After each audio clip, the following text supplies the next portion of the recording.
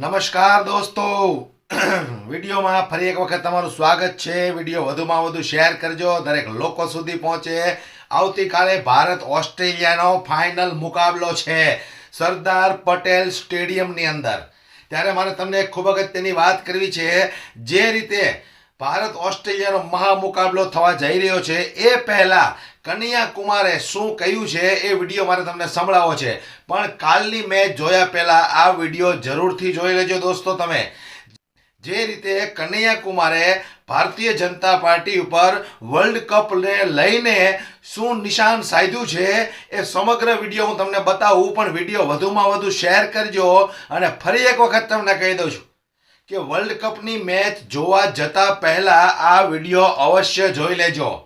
કદાચ ડૉક્ટર કનૈયા કુમારે જે વાત કરી છે એ વર્લ્ડ કપની મેચ પૂરી થયા પછી સત્ય પણ બની શકે।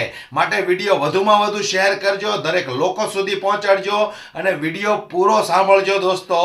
જે રીતે કનૈયા કુમારે વાત કરી છે સાંભળો તમે। हम वर्ल्ड कप अगर जीत जाएंगे ना, हम आपको अभी बोल रहे हैं, तो सबसे ज्यादा अगर टीवी पे किसका फोटो चलेगा उसका जो आज तक क्रिकेट नहीं खेला है। मैं दावे से कहता हूं कि वो आदमी अगर बल्ला पकड़ ले तो मैं 1 ओवर में 6 बार उसको आउट करूंगा, 6 बार आउट करूंगा, लेकिन उसका फोटो सबसे ज्यादा चलेगा। सरकारी अस्पताल नहीं चलेगा, सरकारी डॉक्टर नहीं चलेगा, और ये सरकारी झूठा प्रधानमंत्री आपको चल रहा है। तो मेरे मन में ये सवाल आता है, चचा क्रेडिट तुम्हारा तो डिस्क्रेडिट किसका? तुम्हारे फूफा का। अगर वैक्सीन के सर्टिफिकेट पे प्रधानमंत्री का फोटो होगा तो कोरोना से मरने वाले लोगों के डेथ सर्टिफिकेट पे भी प्रधानमंत्री का ही फोटो होना पड़ेगा। अगर चंद्रयान सरकारी स्कूल में पढ़ने वाले विद्यार्थियों ने साइंटिस्ट बन करके भेजा है, उसका क्रेडिट अगर प्रधानमंत्री का है, तो बंबई में अगर सरकारी स्कूल बंद होगा उसका डिस्क्रेडिट भी प्रधानमंत्री को लेना पड़ेगा। अगर आप कहते हैं कि सरकारी व्यवस्था ठीक नहीं होती है, सरकारी अस्पताल नहीं होना चाहिए, सरकारी स्कूल नहीं होना चाहिए, सरकारी कॉलेज नहीं होना चाहिए, तो आपने 20,000 करोड़ का सरकारी संसद क्यों बनाया है? यह सवाल हम आपसे पूछेंगे। और क्या बेईमानी है? एमएलए होंगे 5 साल के लिए, एमपी होंगे 5 साल के लिए, और एक बार एमपी एमएलए हो जाएंगे तो आपको जीवन भर पेंशन मिलेगा, और जो जीवन भर नौकरी करेगा उसको कुछ नहीं। ये क्या बेईमानी है? एमपी होंगे 5 साल के लिए और अग्निवीर बनेंगे 4 साल के लिए। ये क्या बेईमानी है? और देश के भीतर यह जो हम दो हमारे दो का स्कैम चल रहा है कि 2 बेच रहा है और 2 खरीद रहा है, इस स्कैम को हमको समझना पड़ेगा। एक जगह से लेते थे, दूसरी जगह पे देते थे, बीच में जो भी दलाली मिले उससे गुजारा करते थे। ये हमारी छवि थी। और ये स्कैम हम ना देख पाए, इसीलिए इंसान को आपस में लड़ाया जाता है, कभी जात के नाम पे, कभी धर्म के नाम पे, कभी क्षेत्र के नाम पे, कभी भाषा के नाम पे। तो हम तमाम लोगों को एकजुट होकर के, क्योंकि हमने आपको कहा कि जो लोग मंदिर जाते हैं उनके भी शरीर में 206 हड्डी, और जो मस्जिद जाते हैं उनके भी शरीर में 206 हड्डी। जब हम सब मनुष्य हैं तो हम सबको एकजुट होकर के प्यार से मोहब्बत से रहना है।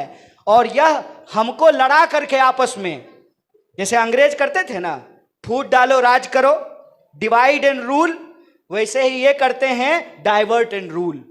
हमारा ध्यान भटका करके ये हमको आपस में लड़ा करके देश की संपत्ति को लूट रहे हैं। इस बात को आप समझिए कि इकोनॉमी 5 ट्रिलियन हो रही है, लेकिन इस देश में जो आम लोग हैं सब कुछ उनकी पहुंच से दूर होता जा रहा है।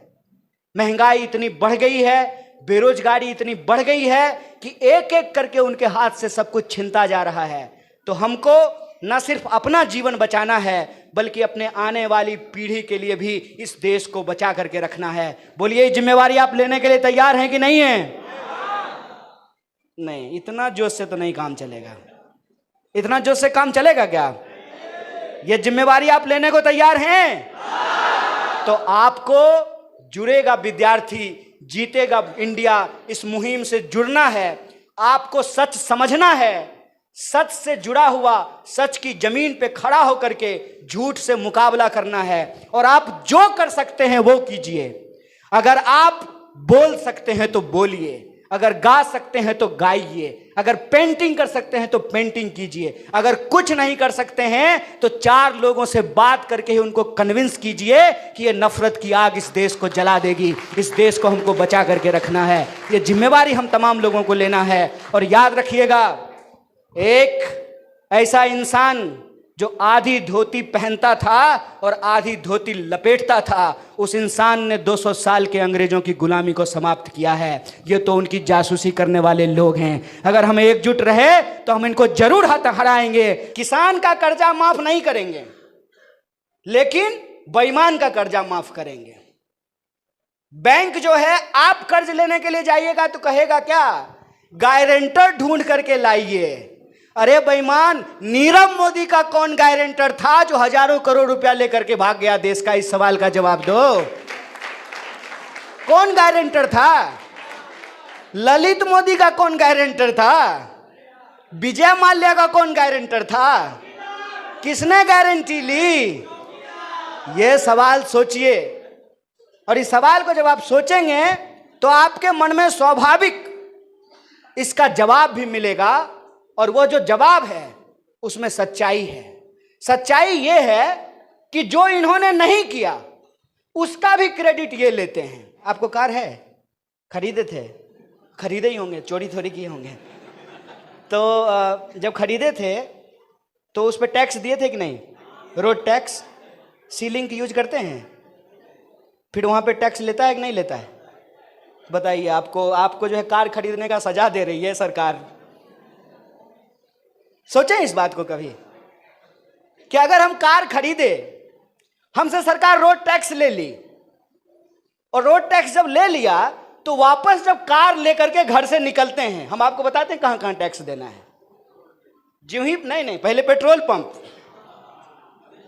हवा पे थोड़ी चलेगा। तो मोदी जी तो आप हैं नहीं कि 40 साल भीख मांग करके खा लीजिएगा। સાંભળ્યું ને? તો આ જ વસ્તુ બનવાની છે। જો ભારત વર્લ્ડ કપ જીતી ગયું તો આ વસ્તુ શક્ય છે। ભારતના ખેલાડીઓ કરતા વધારે વાહવા જય શાહની થવાની છે। ગોદી મીડિયા અમિત શાહના પુત્ર જય શાહને એટલી બધી ટીઆરપી આપશે કે એની વાત ન પૂછો। કારણ કે જે રીતે અત્યારે માહોલ ઊભો કરવામાં આવ્યો છે એ સમગ્ર માહોલ રાજકીય પક્ષો અને રાજકીય નેતાઓને આધારે ભારત અને ઓસ્ટ્રેલિયાની મેચની અંદર જે માહોલ ઊભો કરવામાં આવ્યો છે કંઈક ને કંઈક સ્પષ્ટ એવું દેખાઈ રહ્યું છે। વધુમાં વધુ વિડીયો શેર કરજો, દરેક લોકો સુધી પહોંચે, અને પસંદ આવ્યો હોય તો લાઈક કરવાનું દોસ્તો ભૂલશો નહીં।